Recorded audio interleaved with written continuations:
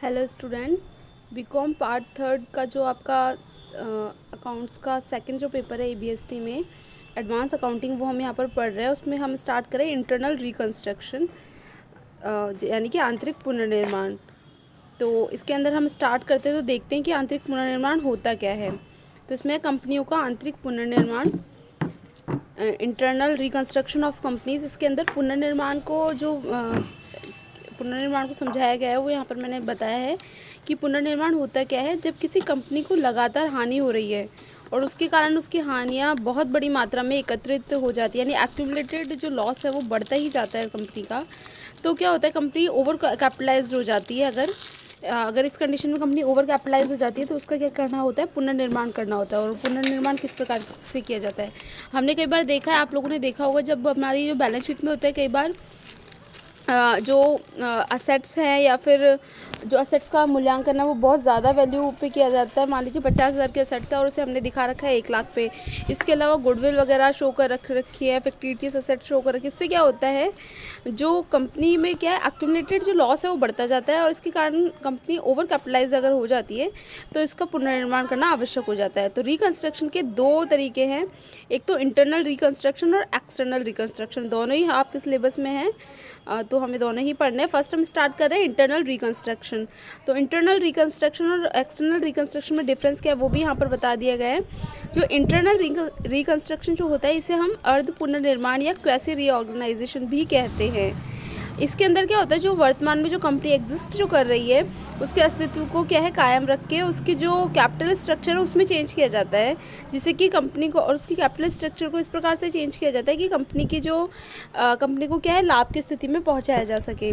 जबकि जो external reconstruction होता है इसके अंदर अमालगमेशन आएगा और भी बाकी चीज़ें आएंगी, वो आगे हम आपके आगे जो वीडियोस में बनाऊंगी उसमें डिस्कस करेंगे।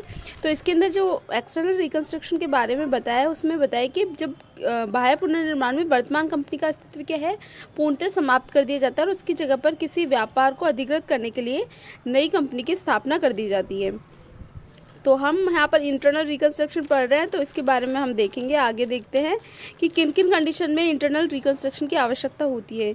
जबकि कंपनी की कैपिटल स्ट्रक्चर अत्यधिक कठिन और उसे सरल बनाना हो। मान लीजिए कंपनी की कैपिटल स्ट्रक्चर 10 करोड़ में है और वो डिवाइड है 5-5 रुपये के अंशों में, तो जो नंबर ऑफ़ शेयर्स है वो बहुत ज़्यादा हो जाएंगे। इससे क्या, वो कैपिटल स्ट्रक्चर जो कंपनी की वो अच्छी नहीं लगेगी।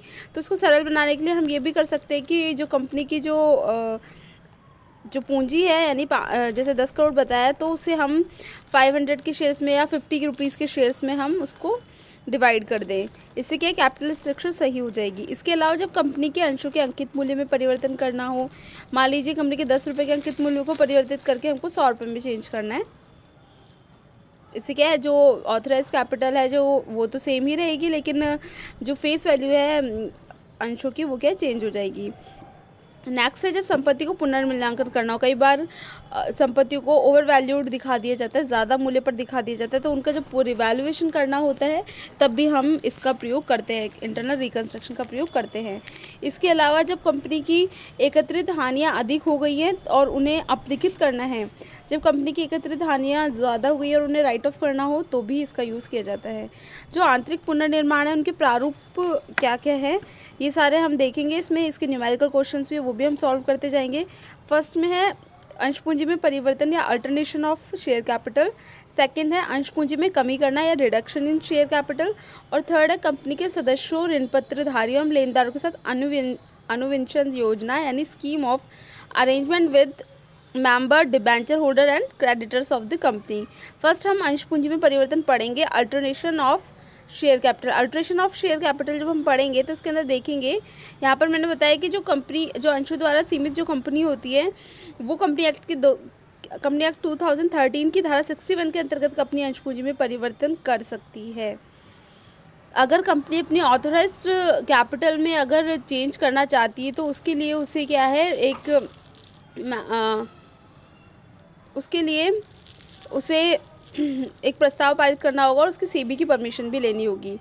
तो वो एक अलग प्रोसेस है। हमें यहाँ पर ये देखना है कि किस किस तरीके से अंश पूंजी में परिवर्तन किया जा सकता है। तो फर्स्ट है नए अंशों के निर्गमन द्वारा अंश पूंजी को बढ़ाना, increase in share capital by issue of new shares. ये सब आप लोगों ने 12th में भी पढ़ा है। इसके अलावा फर्स्ट ईयर में भी हमारा पूरा इशू ऑफ शेयर्स का चैप्टर है। तो जिस तरीके से उसमें अपनी एंट्रीज होती है, सेम वैसी एंट्री यहाँ पर होंगी। नेक्स्ट आता है अंशों का समेकन, कंसोलिडेशन ऑफ शेयर्स, यानी धारा 61A में बताया है कि जब किसी कंपनी के कम मूल्य वाले अंशों को अधिक मूल्य वाले अंशों में बदल दिया जाता है तो इसे कंसोलिडेशन कहता है।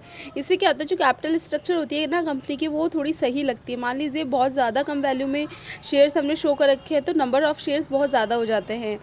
इससे क्या है, कैपिटल पे जो टोटल ओवरऑल कैपिटल है उस पर तो कोई फ़र्क नहीं पड़ेगा, लेकिन जो शेयर्स की फेस वैल्यू है वो क्या है, चेंज हो जाएगी। तो फर्स्ट जैसे ऊपर दिया हुआ है मैंने यहाँ पर ओल्ड डिनोमिनेशन, यहाँ इस जगह old denomination share capital account debit to new denomination share capital account. तो इसकी नरेशन यहाँ लिखी है, बी कंसोलिडेशन ऑफ जो भी है value of each into shares of rupees each. ठीक है, तो अब इसका एक न्यूमेरिकल हम सॉल्व करते हैं, देखते हैं। यहाँ पर देखो क्वेश्चन दिया हुआ है, एक कंपनी अपने ₹10 वाले पूर्ण प्रदत्त 60,000 इक्विटी अंशों को समेकित करती है। ठीक है,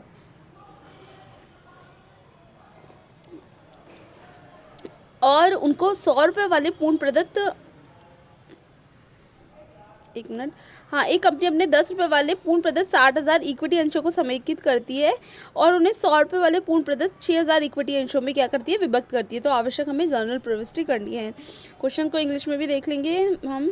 company consolidates its share capital of 60,000 equity shares of ₹10 each, paid and divides it into 6,000 equity shares of ₹100 each, fully paid up. Give the necessary journal entry. तो अब हम यहाँ से देखते हैं, जो इक्विटी शेयर कैपिटल अकाउंट है उसको चेंज कर रहे हैं। तो वही ओल्ड डिनोमिनेशन हमारा कितना था, ₹10, 10 का ओल्ड डिनोमिनेशन हो गया और न्यू डिनोमिनेशन हो गया हमारा 100 का। तो हमने एंट्री कर दी ₹10 equity share capital account debit to ₹100 equity share capital. तो ओवरऑल जो शेयर कैपिटल है वो तो सेम ही रहेगी, यानी 6 की 6 लाख ही रहेगी, लेकिन उसकी फेस वैल्यू है वो क्या हो जाएगी, चेंज हो जाएगी।